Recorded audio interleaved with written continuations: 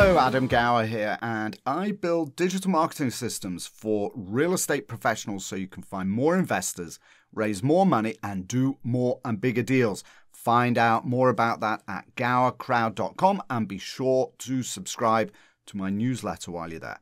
Welcome to the Gower Crowd podcast, syndication in the digital age, with today's guest, Julian Juenemann at measureschool.com. Julian is a wizard at Google Analytics, one of my favorite, hottest topics at the moment. And he heads up a small team of educators who teach marketers tracking data and analytics. One important point about today's episode: Julian is a super charming fellow and very, very personable. And this episode, if you're listening to it and not watching it, makes for really good television. You can watch the episode on YouTube, and you can watch all of these podcasts on YouTube. And I have to tell you, I spend a lot of time trying to find something sensible to watch on television these days. It is a waste of time. Most of it is CR*P. And I discovered a lecture with David McCullough yesterday that in my ute I would have found extremely boring. He wrote the book on John Adams that was made into a very popular television series. And I found the lecture to be absolutely fascinating. And it occurred to me that these podcasts are of similar high value. They are great to sit back, watch on your big screen TV, just by logging straight in there to YouTube. If you've got that facility, totally worthwhile. And Julian is a super charming fella. You're going to love the podcast and you're going to love watching him on television as well. So go ahead, check that out on YouTube. I think you can probably find it by just looking up Adam Gower. That's it. If you want to raise more money and do bigger and more deals, then we can help you here. Do just that at gowercrowd.com. Go to gowercrowd.com, use the contact page to reach me directly, and subscribe to our industry-leading newsletters that cover latest updates from the commercial real estate crowdfunding world on Wednesdays, as well as a newsletter that goes out on the weekends that always has high-value educational content on real estate crowdfunding and digital marketing. Okay, that's it. Now for my guest, Julian Juenemann at measureschool.com. Julian, fantastic to meet you, and really cool, actually, that you are on the other side of the world. I do like that. So thank you for joining me later in your day, early in my day. What I'd like to kick off with is you have a quote on your website. I'll totally put you on the spot. Measureschool.com. You've got a quote. The only thing that's on the landing page, it says, learn the data-driven way of digital marketing. What is that? Teach me the data-driven way. What is that? What does that mean in digital marketing? Yeah, well, first of all, thank you for having me. I think marketing online and marketing in the digital age is quite different from what we had offline. So the biggest difference is not all the mediums that are out there, the different methods that you can use. I think the fundamental shift here is that we have actual data to work with in order to improve our marketing, to optimize our marketing. So if you think of a retail store, you might have people coming in and looking at products, but then leaving your retail store, buying something, or doing some other kind of action. And that was the end of it, at least in the offline world. In the online world, we actually can measure all of this stuff. People coming to our website, people clicking on certain things, looking at certain things, and then leaving or buying something. And that's how we can really measure the success of our marketing campaigns, how many people were actually driven to the website, how many people then clicked on something, how many people put something into the cart and then ultimately bought, and how successful was this. And this new way of digital marketing is really where the difference lies, because we can use data to really drive our marketing and improve it. And that's the data-driven way of digital marketing. So it's interesting you say that. So a couple things on that point. I'm actually going to challenge you on something briefly. And then I want to ask you a question, because what you described to me is something that sounds like it would only apply to somebody that has massive traffic. But let's come to that in a second, right? Like the scale that you need. But actually, you talk about data as being something new. Actually, it isn't. And the reason I say that is that I've been a mad consumer of marketing books. A lot of them very old. There was a few that I've read that were early 1900s, where they were doing direct mail, and they would actually send out mail and see who purchased and be able to calculate with extreme precision for the time the success of a particular mailing that they sent out. So they might send 3 or 4 different letters to 1,000 people each, see which converted the most effectively, and then double down on those and then test against those. So it's fascinating that the same techniques actually do carry forwards. But what's different, of course, is the sheer scale, right? The scale, the speed, and the level of detail. But before we get into that stuff, Julian, I have to ask you, what scale would you need to be at with a website in terms of traffic to make it worthwhile analyzing it? And it sounds daft, but if we're setting up somebody's site, some of my clients, seriously, they come on, I'll look at their traffic, it's like 1 a month, basically. Right. And so we're clearly turning the wheel for them. We're really changing things. But at what scale does it matter? I would say that it matters from day one. If you have any kind of online presence, you need to be measuring. Otherwise, you're missing out on this crucial information and data points that you might want to look into at some point later. Now, it might not be as crucial as when you are actually spending money online to buy traffic or to put your name out there on a search engine or on a marketing campaign, but it is already something that would make sense for a very small website, because there are points that you can look at, even though you're not buying traffic, like what products did people click on, what did they buy?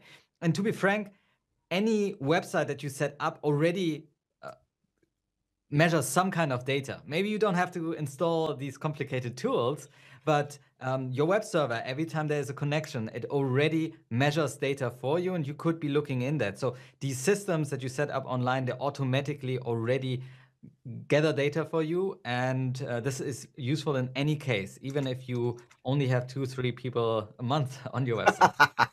Well, that changes very quickly after we start working with them, but one does wonder. So one of the things that I noticed that in your blog, I told you I went through your blog and it just gave me a whole list of incredibly detailed things that I wanted to talk to you about. But one of them was this idea of being able to download Google Analytics to Excel, to a spreadsheet, and then to analyze what's in there. Now, that's interesting because my world, everybody understands Excel, right? We all understand, and a lot of what drives our business in terms of analyzing a real estate deal is done in Excel. So let's talk about how you can use Excel, if you don't mind, to analyze data that comes out of Google Analytics. But before we do that, tell me, what is Google Analytics? I told you 101 stuff, right? No, all good. Yeah, Google Analytics is a tool, obviously, by Google. They bought a company in 2006, 2007. Previously, they just wanted people to spend more money on their biggest asset of Google, which is AdWords, or Google Ads, as it's called now. And they wanted people to recognize what the traffic that AdWords, the Google search engine, is sending them, what it actually does on the website, because the website owners were ill-informed about if they're actually making sales or not. So Google gave them that tool, which previously cost a lot of money. It's actually still a premium version out there that costs $20,000 a month, and you get that power, that raw power of this analytics tool for free from Google. So you just install a little bit of code onto your website, and henceforth it starts tracking these little things on your website, which then give you a picture about the user behavior on your website. And this can be used in many circumstances, from improving your marketing, as we have talked about, but also improving your website, obviously, how people are moving through your website, and then giving you that data, again, for free. Now, what was your second question? No, so the Excel? question was, how do you use that? How do you use that data? And I was interested in how you actually migrate that to Excel and then analyze it. But again, before we get there, so at a higher level, so we're starting with a digital marketing campaign, right? So this is what we do. So what could we measure? So what we do is we'll create content. So we'll have a website that really has no function. Most of my clients start. They have a website with no function. It's got maybe a couple of pages, an about page, a contact page, and our track record. Some of our property, but nothing else. No functionality. Very limited. So we create a lot of content, a lot of articles, a lot of videos that go on the website. They go on the website, and then we create posts on social media, LinkedIn, Twitter, and Facebook, and YouTube, that all have links back to the website, that drive traffic back to the website. So with that kind of structure in place, tell me what kinds of things Google Analytics will allow us to detect as we start to build this thing. Right. So from a high level perspective, if you have a website, you definitely are using Google Analytics, first of all, from a marketing optimization standpoint. So marketing analytics is the art of tracking where your users came from these sources. So if you have all these links pointing to your website, people coming to your website, you want to know in the end, where did they come from? Because then you can see which platform drives the biggest traffic. But then quickly the question also becomes, what are they doing on my website? And the so what? What are they actually doing? What if I get traffic from LinkedIn? Does this do me any well?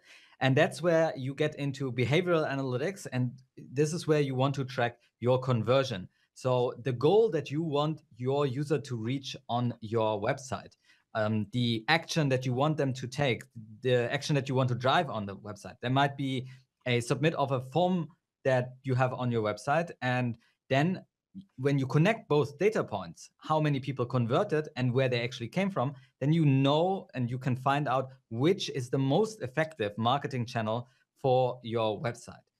And there is where already you have a very small analytics process that can be highly valuable for anybody who invests into digital marketing and digital presence online.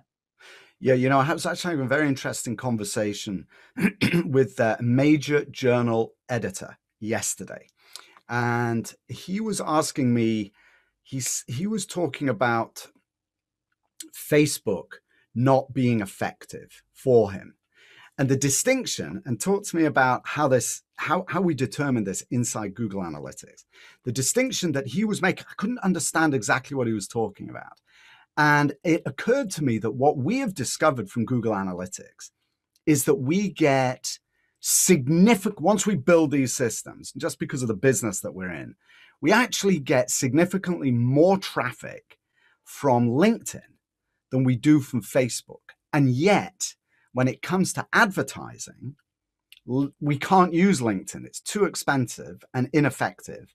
And yet we can use Facebook. And that's all because of analytics. So tell me something about how we can, that's a very practical example. Explain that a little bit more detail, how that works. So what you would do is you definitely would track these kind of marketing platforms. Where are people coming from? And you can see in analytics, 500 people or 1,000 people came from LinkedIn and 1,000 people came from Facebook. Now, what you also want to be measuring, as I said, is your conversion. So how many people filled out that form or watched that video, whatever your goal of your business, but also of your website is, and what you have set up for your users as actions. And what do you want to actually spend money on as well? Now, what you can do then is measure how many people have taken that action, maybe 100 people, right? So you have this conversion rate depending on where the user came from maybe 10% of users clicking through on their Facebook ad or on Facebook a social post, and then filling out that form. Now on LinkedIn, this might be completely different, or it might be something that's exactly the same. It could be exactly the same, 10%. But what makes the difference then is when you go into the calculation, is to look at how much money did you actually spend on the advertising on Facebook versus the advertising on LinkedIn. Might also be how much time, how much effort did you actually put into it. Doesn't have to be money related. And then you might notice that Facebook is the far more effective method of driving traffic to your website and converting people rather than using LinkedIn as a platform. And this comes down to where do you find your customers? Obviously, we can all try out new platforms like TikTok, but maybe it just doesn't work for us. And I would say that there are more younger people on TikTok than on LinkedIn or on professional networks, obviously. Who do we want to target where? And let's try out how effective that is. And oftentimes you find that people need to spend money in order to try out these marketing forms, try them out for a specific amount of time in order to see any kind of conversions coming in. And then you can calculate the actual customer acquisition cost or the lead acquisition costs, which are then something you can put into a budget and see, okay, if I want to scale my business, I might need to spend more money on Facebook versus on LinkedIn. So a very practical example of how you can use analytics in this context.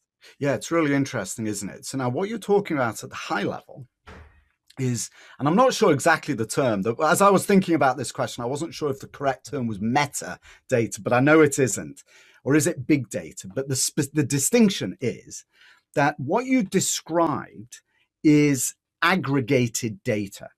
You don't know who exactly is traveling to your site. You just know that there is traffic coming to your site from a certain location, right? You know that it's coming from Facebook or from LinkedIn. As soon as somebody converts, and let's call a conversion in this case, giving you their name and email address, right? There's more down the line because ultimately we want people to invest so that we can put tags, deeper into the funnel. But let's just say the conversion is name and email address. They signed up for more information. As soon as they do that, we know you can also tell that they came from Facebook or from LinkedIn, and we can tag them, right, as having come from those sources. So how would you use that data? If you've got one audience, let's say, that have signed up and they're all from LinkedIn, and another audience that signed up and they came from Facebook, is there some way that you can adjust your communication with them or make decisions based on actually those known audiences?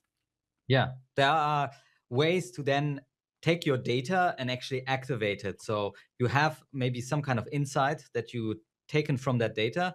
Facebook works quite well. Let's invest. Let's look into Facebook more. And there are two ways to go in this. You could go onto the marketing platform itself, so Facebook ads in this instance, and look at where did people actually click on. This might be that one ad or one offer converts much better than what we intended it to be, or versus something else. So you can run these little tests, just like you said at the beginning with the letter. And that can help us to make our marketing even more effective and more cost effective as well, right? So we buy more traffic for cheaper money. And this is what ad buyers do all day long. They optimize these traffic channels. On the other side, we could also look into what could we do on the platform itself in order to elevate this to the next level. So we could change our offer that worked on the advertising side very well on the website and say, maybe this young woman on the advertising is something they click on. Maybe we should show that young woman again on the website so they feel like, okay, this offer is something that was given to me in Facebook, and now I'm on the website itself. So this is like conversion optimization on the website itself to optimize the funnel itself. And then we have a newer form of traffic, so to say, where people who didn't convert, so they didn't leave their name or their information with us, we can actually set something, a little file, a cookie onto their browser, and can reach them again through Facebook, for example, and say, please, everybody who didn't convert, please show them again an advertising or show them a different offer, like, for example, coupon code. And that's that's known as retargeting. And you target again the people who were on your website already, who you engaged with already, and they are more likely to actually convert because they already saw something from you. So this way you can take your data and actually activate it and make it into something that works for your business. Isn't that amazing? That's one of the coolest tools, I think, is that you can actually go back. You can tell who, you don't know them by name, but you can identify people who came to your website, and then you can put something deliberately in front of them, like an ad. You can advertise in front of them. The power of that is that you are reinforcing your visibility in front of them repeatedly. It builds reputation, it builds trust, it builds confidence in who you are. And at some point, if they see you in an organic post, they may click on it. I mean, there's people that say that you require 6 to 10 touch points before somebody will actually become active. You've used the term activate, but activate themselves, that they might click through on a link to see your website. This is an amazingly powerful tool, isn't it? This idea of remarketing. And that actually brings this up. And there was one thing that we've been working on with some of our emails, conditional formatting. And one of your posts talks about opt-in monster. Right? So this is like down into the weeds. But the idea is that you can actually change what people see on your website according to how they are categorized by the data, right? Just talk to me a little bit about what that means exactly. Right.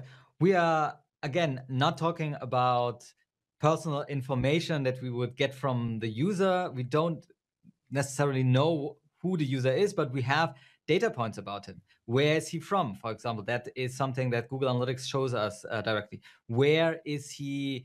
Which traffic source did he come in from? So that can let us know what marketing message he might have seen. We also know the day of time, for example, and what device he's on. So if he's on an iPhone or an Android phone, that might already tell you a lot about what person you have in front of you. And based on that, you can change around your messaging. This gets very much into the weeds of personalization. So you personalize the website, but also the communication later on in the email funnel for that user. And obviously, if you have the right message at the right time for the right person, you are more likely to convert that person into a buyer, into an investor, into somebody, or the action that you want the user to take. So these micro strategies on a personalization level can be quite powerful. And yeah, one of the methods of doing so is showing site messages on your website. So for example, somebody coming from a retargeting ad, as we have talked about, so he comes to your website again and again, and he's maybe on the edge of buying, but you have the data that he came 5 times already and hasn't bought. Maybe in that instance, you display a coupon code. This is for an e-commerce store, or a special offer to get on a consulting call free of charge for that user. And maybe in that point, it pushes him over the edge and he says, yes, I'm going to take that consulting call. I want to be talking to that person. And that's a great way of, again, activating your data, taking that data that you have learned about that user, that anonymous user that we have in front of us, and showing them something with the assumptions that you have. And you can do this with the data and the systems that are set up by the analytics system.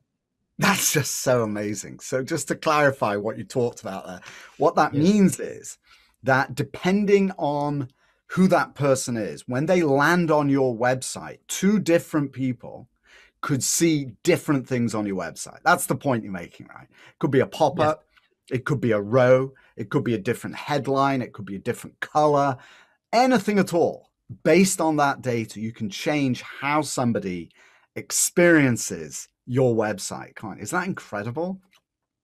And definitely in the real estate space, a lot of people have used this. Are you looking for houses in Houston? Are you looking for houses in New York? That's obviously, if the user comes from New York, you don't want to have a big headline saying, this is not relevant to me because I'm not in Houston. Why would I look at this? So again, depending on the space you're in, this can be used in very creative ways, and the possibilities are there. but you also don't want to be creepy in any kind of sense, because you can get a lot of data and make people and show them a lot of ads, obviously, as well. Everybody has experienced this when you search for something online and suddenly you get these ads all over the place with the product you search for. It might be a bit overdoing it in that stage. So you need to experiment with this, and the possibilities are definitely there. So somebody who's getting started in Google Analytics and in this kind of analytics, what have you found? Again, as I said when we got started, I know that you're super advanced on this stuff, and so I'm sure that most of the people you talk to are equally as advanced and want to learn from you. But for somebody who is really starting out, right, they've got a website and we're just starting to get things going, and they hear this podcast and they hear you talking.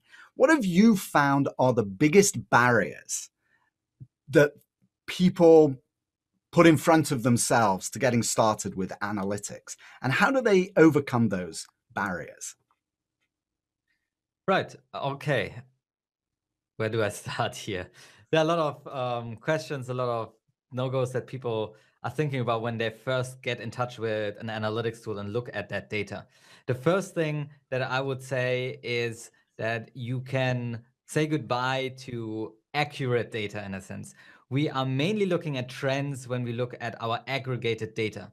Obviously, there are cases to be made when you look at your backend system and saw how many leads actually came in, and then you compare that with your Google Analytics. Might not be quite accurate because technology is always changing. Technology is something that has been actually a bit of a hindrance in the last few years in terms of the accuracy of our analytics systems. There are now browsers that by default block certain things. Obviously, ad blockers are on browsers as well. So you can expect that you won't see always the most accurate data in that realm of analytics. That said, analytics is very powerful because we are looking at aggregate data anyways. We are not looking at something that is this person, that person, and we needed to have it completely accurate. We look at the trends, the overall trends, and the aggregated numbers. So we can make a decision in order to see where the user came from, how many people came from there, and so on. So I wouldn't get tripped up on the accuracy factor once you look into such tools. The second part would be to actually start out by just doing. I always love when people just log into Google Analytics and see what is there. And the big part here is that analytics is not very standardized. So I can't go in and tell you everything about your business right away, because I need to understand your business and how the numbers relate to the business, to your website. Now, obviously, if you are in a very specific space, there might be some benchmarks that you could go through. But the biggest part of using analytics is actually going in and asking questions. So questions are the most powerful thing, because then you will start clicking around and trying to find answers. And this is what these tools are all about. They give you the numbers, but they can't quite predict what you actually want to see and what is helpful to you. So you need to ask the questions and start digging into these questions in these tools, and then you might find an answer.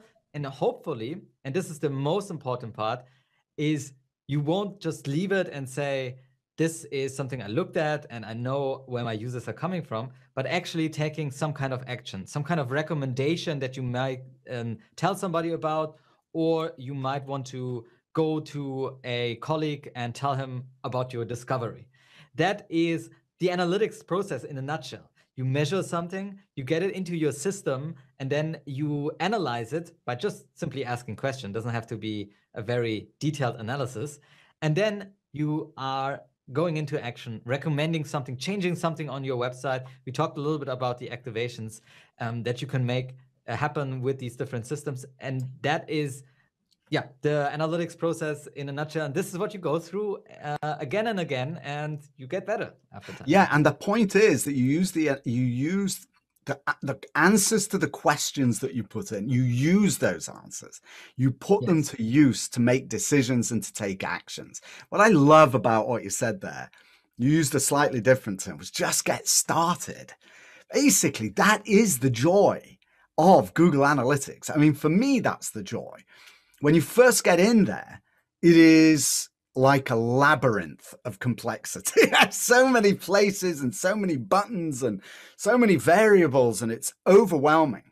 But in time, you start to figure out what are those trigger points, how to identify information that is important to you. And that actually brings me back to the question that I posed right at the beginning. And then let's move off this topic, because I also want to talk to you about YouTubing, because you said something interesting I hadn't expected you to talk about. So I want to ask you about that as well. Okay. But when you download data from Google Analytics, you can download that into Excel, right? Into Google Sheets. Yeah. So how does that change the way that you analyze the data?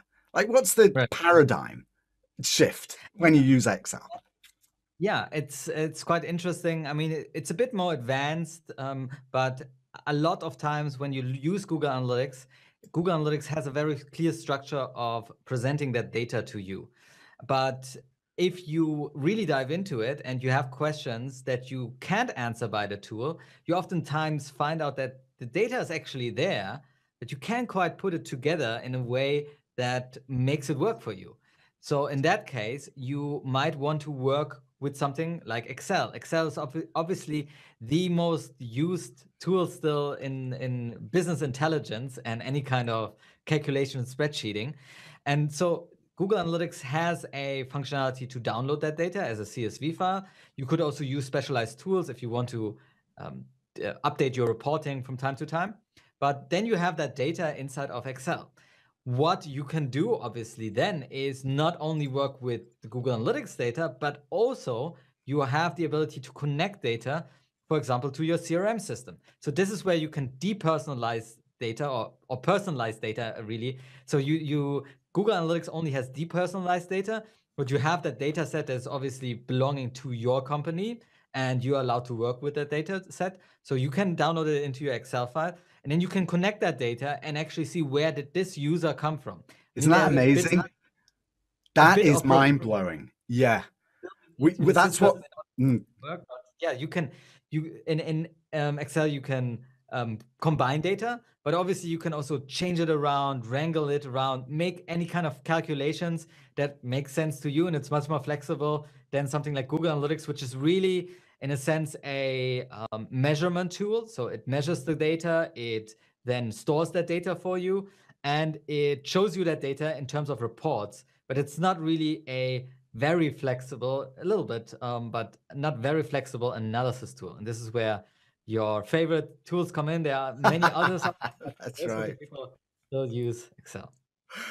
Right. Let's go into another topic that I had not anticipated.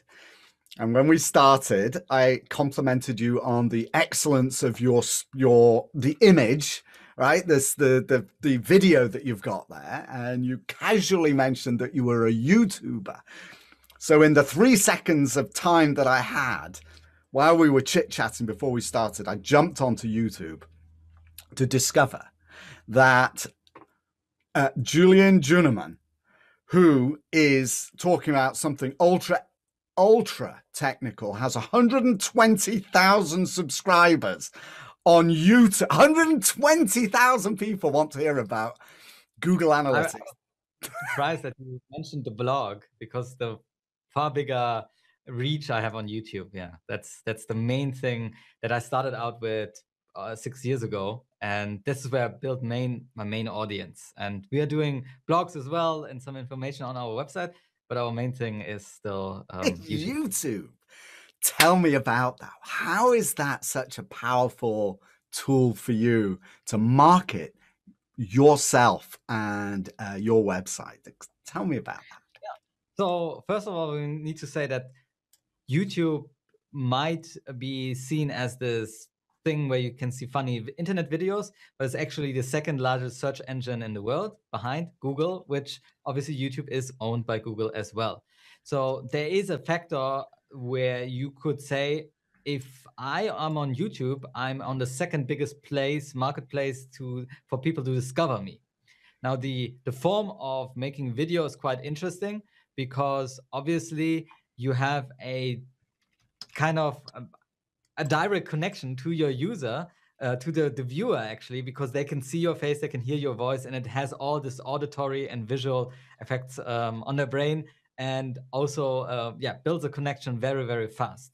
So I must say, I'm not in the space where I do funny videos or whatever. I mainly teach professional marketers how to use their data, how to use analytics, certain tools around this. So it is kind of a B2B market for me as well. It's not a B2C where I sell certain items to the end consumer. It is a B2B market, and most of my customers are actual businesses. So even at a small stage, when I still I had under 10,000 subscribers, people were already writing me saying, "Hey, Julian, you're doing a great job in these videos that you're doing. Please keep them going, because they helped me out so much." I educated these people, and the audience grew and grew over time. This year, we finally reached the 100,000 subscriber mark. It was a long time coming. It's not So how did you scale? Tell me about that. I mean, when you first started, you had one subscriber. I actually told one of my clients, we set up their YouTube channels for them. Some of them have them already.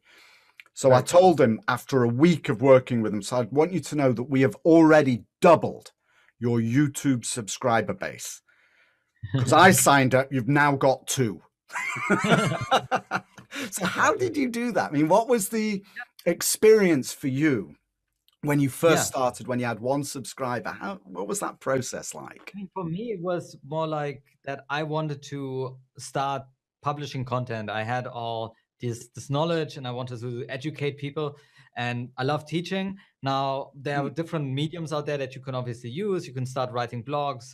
There are newer mediums like writing on LinkedIn, and even newer mediums like Instagram and TikTok and so on.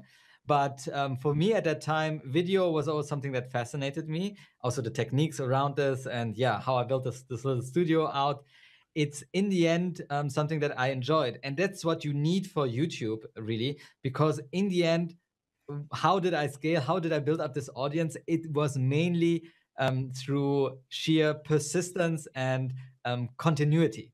So on YouTube, in order to build an audience up, I mean, you can also put out videos once a month, and then you get people to watch them because you appear in search. But to build up an audience that actually follows you, you need to be on there on a continuous basis. And each week we had the goal to bring out 1 video, and I've done this now for 6 years or so. I mean, we pre-produce a lot of this stuff, but once a week, clockwork, we bring out a new video that helps marketers to learn this data-driven way of digital marketing. And obviously, I also get better on camera. It's all a work in progress, so I wouldn't recommend for anybody to go back into my old video catalog.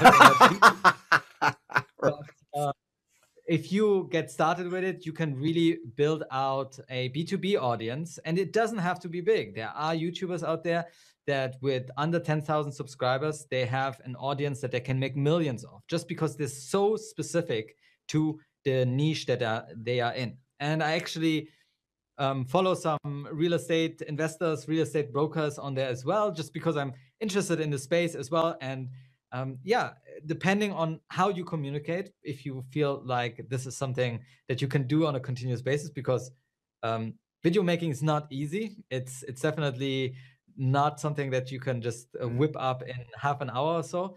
It takes practice. It takes persistence, because it can be quite daunting to film something over and over again until you get it right. But in the end, it's very rewarding. People are watching it. That's interesting. It's interesting that you say that, because that's probably why I don't have 120,000 subscribers, because I film it once and throw it up. That's basically what I do. But actually, what we do is we produce short videos from podcasts. So from this podcast, we'll produce, I don't know, 8 to 10, maybe 12 short videos that go up on YouTube.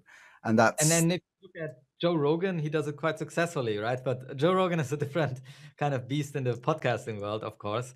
It can be quite successful if you have good clips out there, and that's what obviously I also strive for when I do interviews, to get clips out there. But again, there are different factors around this. How searchable is this whole thing? Can you get discovered on the YouTube search engine? How big is the competition on the different keywords that you are targeting?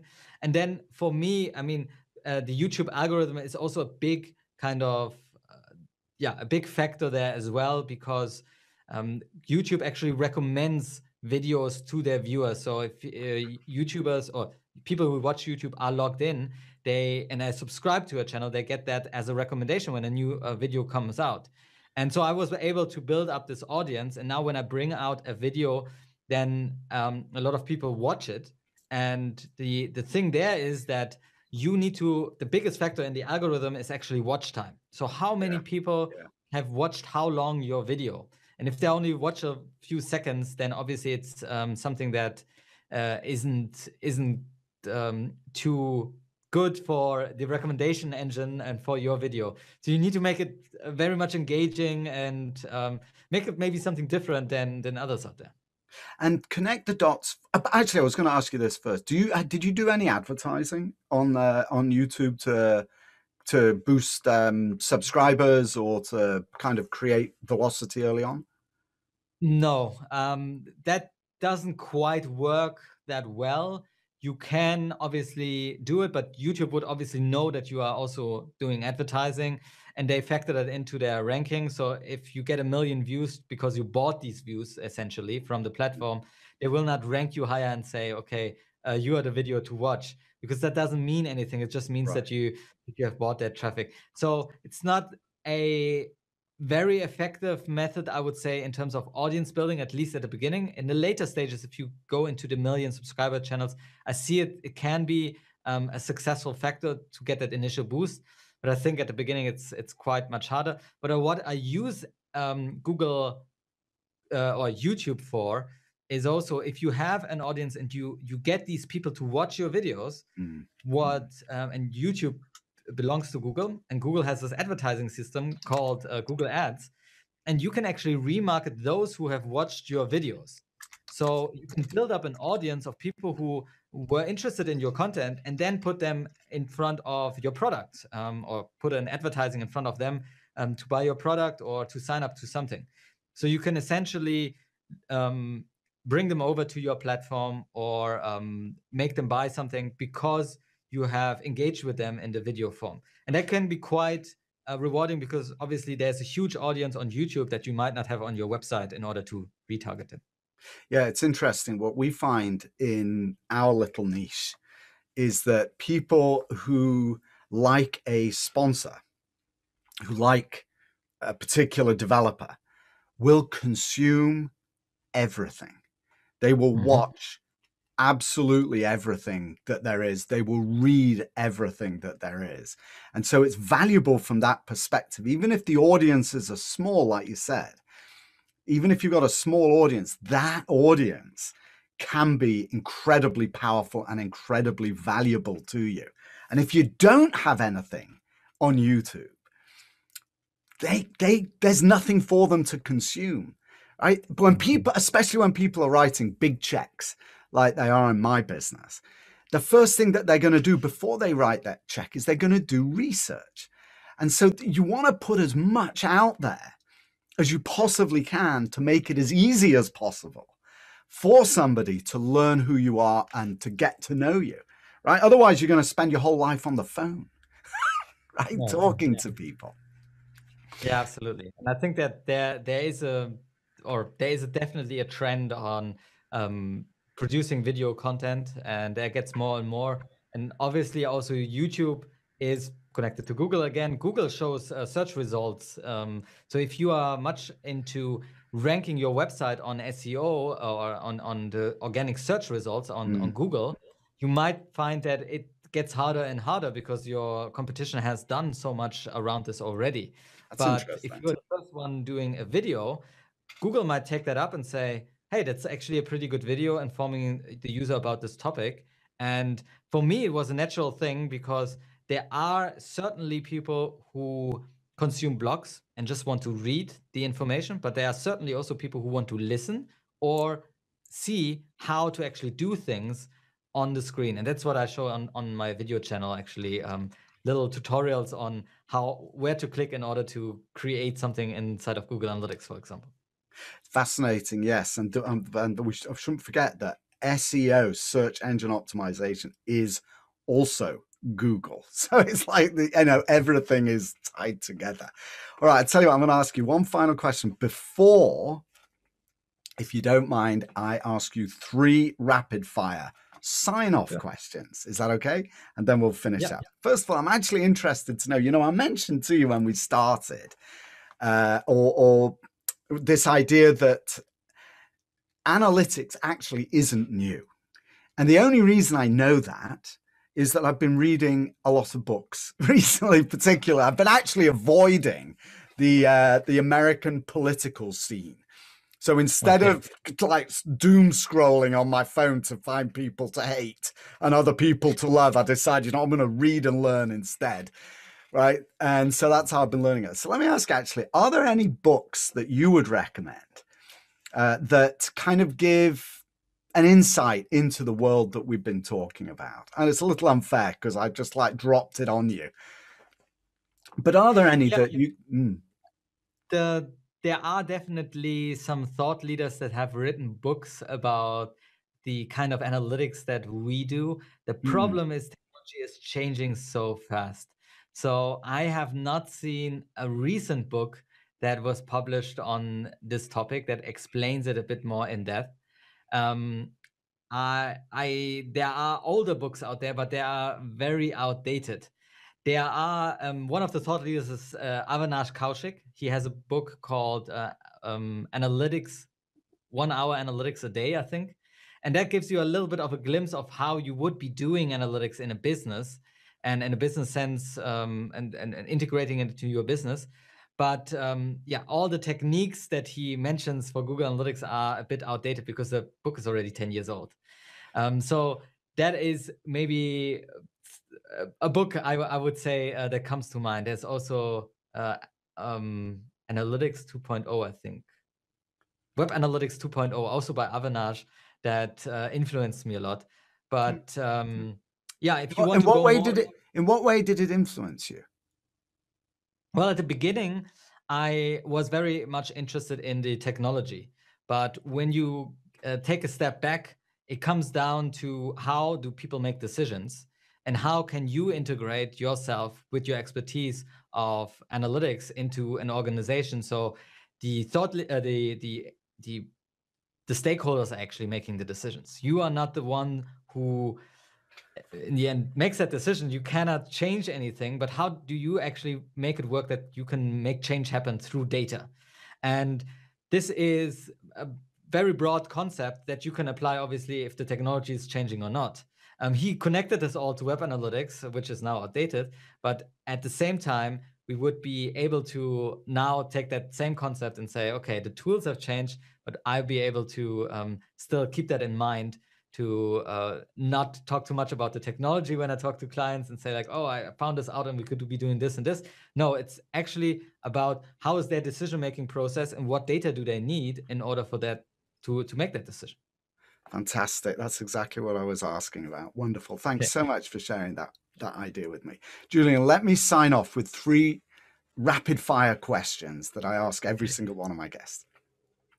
So for somebody listening to this podcast that has no idea about Google Analytics and you've just lit a light above their head that it's something they're interested in, what would be the most important thing they should keep in mind as they get started?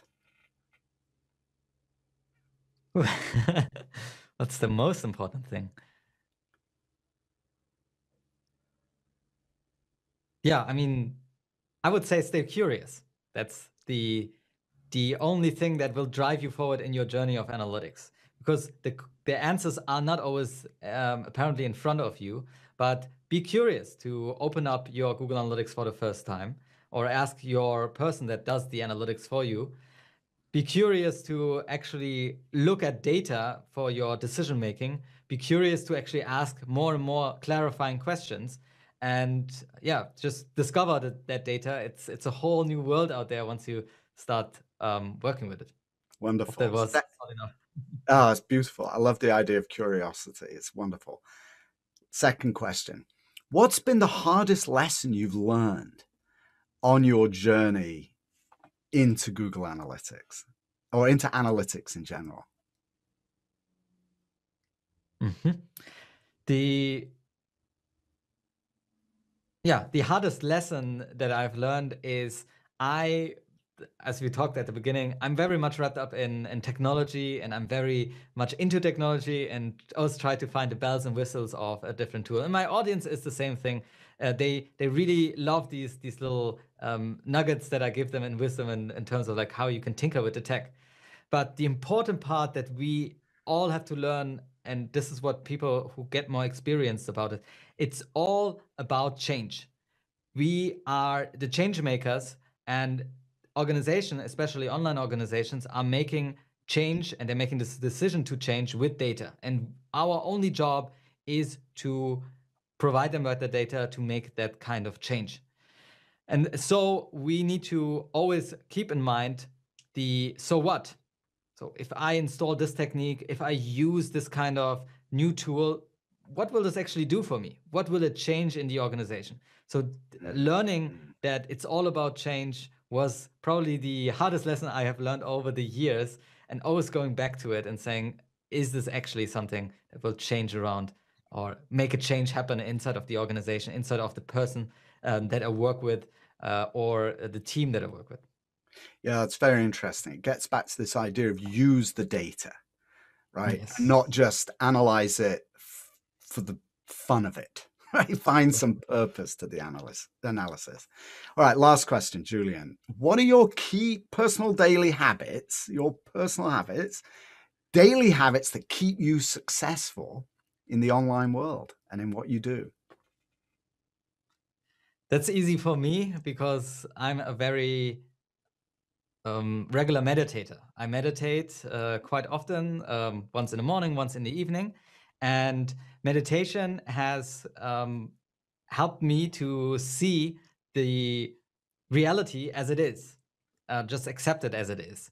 And we are always in our heads, and marketing is all about stories that we tell, aspirations that we have, look into the future, this is how it could be, or analyzing the past and looking what has been going wrong and so on. And obviously, there's also a noisy world out there. All this online media is always constantly feeding us information, and we always have to decide, should we do something about this? Should we not? Where do we need to make this decision? So meditation is something that helped me to hopefully be successful in the future and stay successful, because I can discern now whether it's something that I should pay attention to or not. And it's kind of my filter at the beginning and the end of the day to let go of anything that is irrelevant for the next days ahead.